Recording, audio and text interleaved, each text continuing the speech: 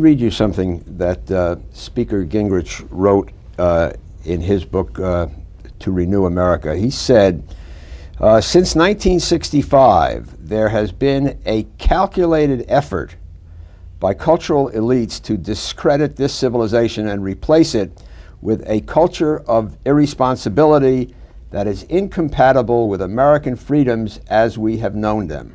Mm-hmm.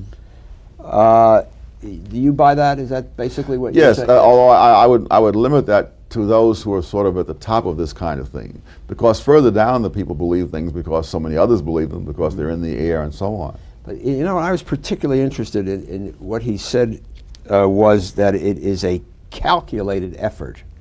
This now, do you believe that the people, the anointed, as you call them, are sitting around in a conspiratorial mode, calculating, as Newt Gingrich says, and saying, here's what we're going to do?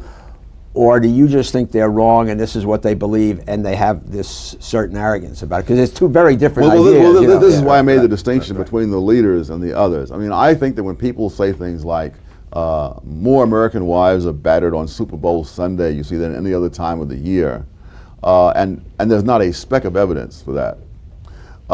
That is calculated, because there is no data that can even be misinterpreted that way. In other words, because there is no data, period. And so, yes, but I think that 99% of the people who believe it are not calculating. Mm-hmm. And I think one of the reasons that it flies without even being challenged for evidence is that there is a certain vision of how the world is, and in that world, men are oppressing women. And therefore, when you say something like this, it fits the vision, and that's the end of it. There's no demand for evidence.